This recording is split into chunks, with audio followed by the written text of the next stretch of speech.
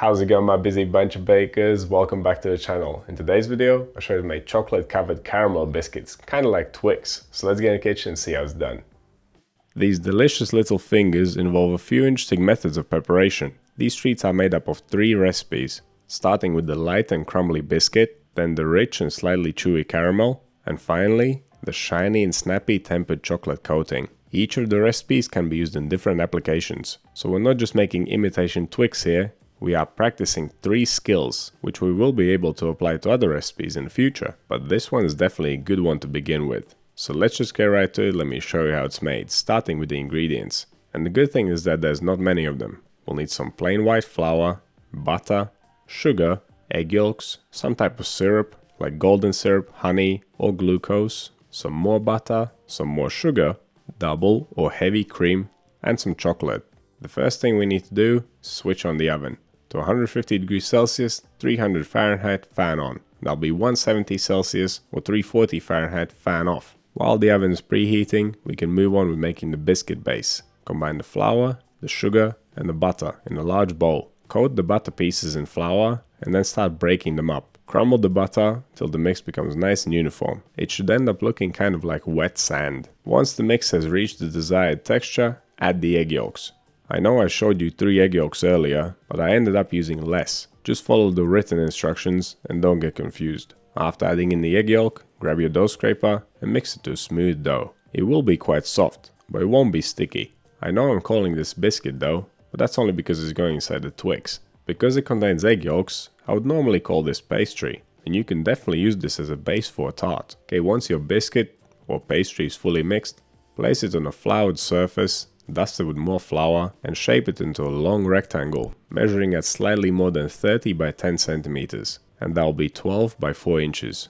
Next up, trim off the edges, and then cut the dough into 2 centimeter or 0.8 inch wide fingers.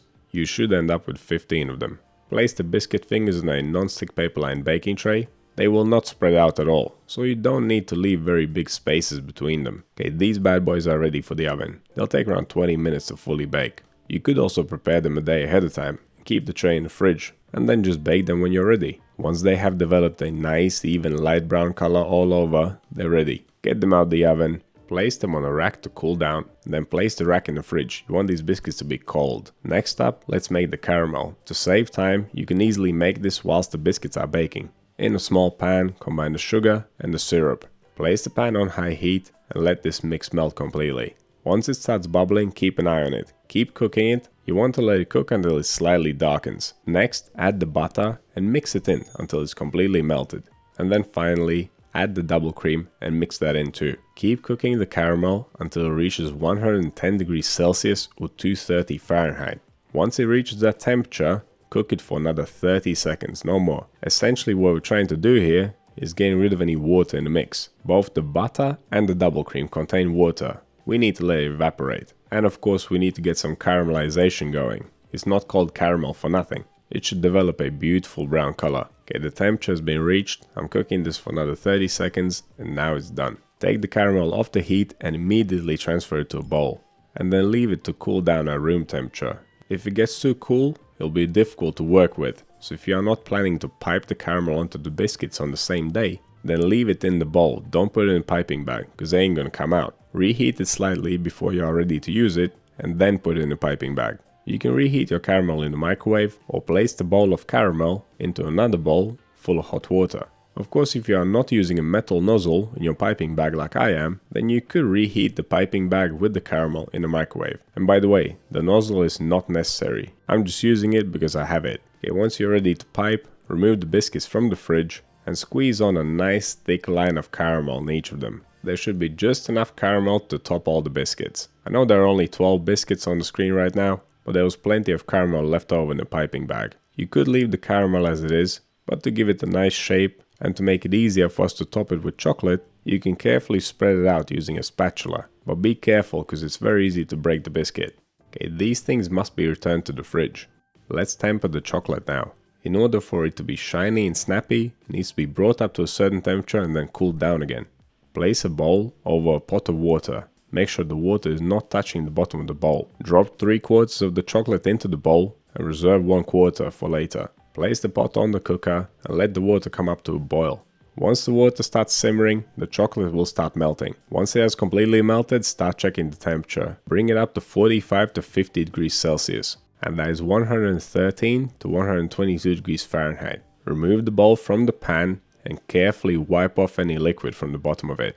Even a single drop of water in your chocolate may ruin it. Now add the remaining chocolate and mix it until it's completely melted. Our goal here is to cool the chocolate down to a certain temperature. To make the process quicker, I'm going to transfer it to a new bowl. The chocolate that I'm using must be cooled down to 27 degrees Celsius or 81 degrees Fahrenheit. Different chocolates require different temperatures. Dark chocolate should be cooled down to around 30 degrees Celsius or 86 degrees Fahrenheit. The chocolate that I'm using has specific tempering instructions on the bag, and you can't just use any chocolate for this. Look for chocolate which is specifically meant for tempering. Okay, once the chocolate has reached the correct temperature, pour it into a piping bag. For best results, try to work quickly now, because as it cools down, it will become thicker. So the biscuits should be already prepared. Place them upside down on a non-stick paper lined baking tray. Because the biscuits are cold from the fridge, the chocolate will start setting quickly on them, so only work with a few at a time. Pipe a little bit of chocolate on each biscuit, and then quickly spread it out using a spatula. To prevent the chocolate in the piping bag from cooling down too soon, you can place it in a warmer area.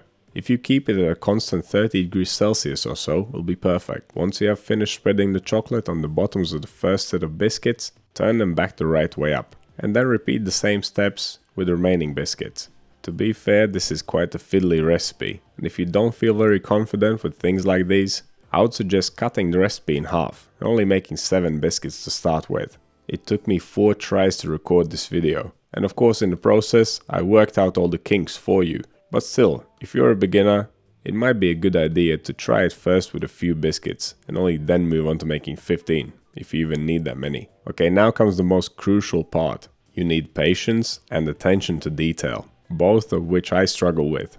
Don't work with more than 3 biscuits at a time. Place them on a cooling rack set over a baking tray, and then carefully pipe the chocolate from one end to the other, ensuring that the whole surface is covered. As soon as you're done, carefully lift up the biscuit using a small spatula and place it back onto the non-stick paper lined baking tray. Use a small knife to help you move it off the spatula, as you will see me doing in a second. This is a very fiddly job. It is quite difficult to get a nice even finish. Whatever you do, do not touch the biscuits with your fingers. My chocolate was getting a little bit thick at the end. That's why I didn't have enough for all the biscuits. If you keep your chocolate warm, you won't have that problem. Collect the excess chocolate from the tray and put it back in a bag. You can use it again. To get the chocolate off the cooling rack, you can place the rack with the tray in a slightly warm oven and then let it melt and drip down. While the recipe suggests that you will need 500 grams or 18 ounces of chocolate, you'll probably end up using only half of it. The rest can be recycled, but there you have it. That's how you make a chocolate covered caramel biscuit. It's a bit fiddly, but it's pretty simple. Completing this, you will have learned 3 valuable recipes and skills. And you will have tested your patience too. For more sweet treats, head over to the pastry cakes and sweet bakes playlist. But that'll be all for today. Thank you so much for watching, and I'll see you in the next one.